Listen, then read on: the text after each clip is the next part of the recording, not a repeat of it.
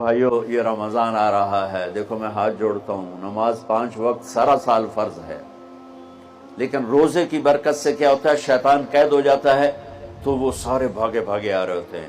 اللہ سے مانگ لو اس رمضان میں کہ یا اللہ ایسی توفیق دے کہ موت تک نماز نہ چھوٹے۔ رمضان میں بہت سے لوگ رشوت لینا چھوڑ دیتے ہیں کہ نہیں جی ہن رمضان شریف آ گیا، رمضان شریف بھی تو آیا ہے، لیکن اصل میں شیطان قید ہوا ہے تو اب کہہ رہا نہیں ہوں رشوت نہیں لینی، مہینے بعد لواں گے۔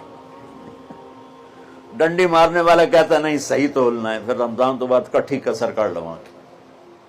وہ کیا وجہ ہے پیچھے؟ ایک تو رمضان کی برکات ہیں، اور ایک شیطان کا قید ہونا ہے، اور ایک جنت کے دروازوں کا کھل جانا، دوزخ کے دروازوں کا بند ہونا، اللہ کے عرش کا پہلے آسمان پہ مستقل ڈیرا ڈال دینا، اور پھر اعلان کرنا ہے کوئی بخشش آنے والا ہے، کوئی معافی مانگنے والا ہے، کوئی توبہ کرنے والا ہے، کوئی جنت مانگنے والا ہے، کوئی دنیا مانگنے والا، آؤ مانگو۔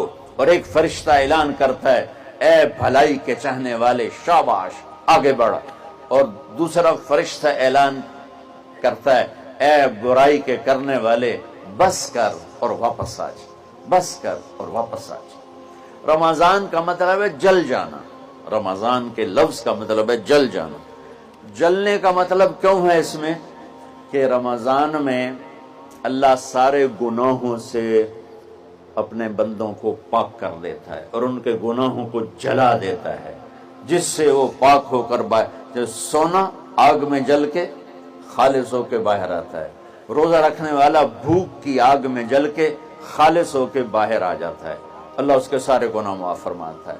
تو میرے عزیزو، رمضان شریف آ رہا ہے، اپنے دل کو کینت سے صاف کرو، بغض سے صاف کرو، نفرت سے صاف کرو، کسی سے لڑے ہوئے ہو اللہ کے واسطے صلح کر لو، یہ لڑنے کی جگہ نہیں ہے، محبت کر کے جاؤ تو اللہ بڑے اونچے عالی درجات نصیب فرمائے گا۔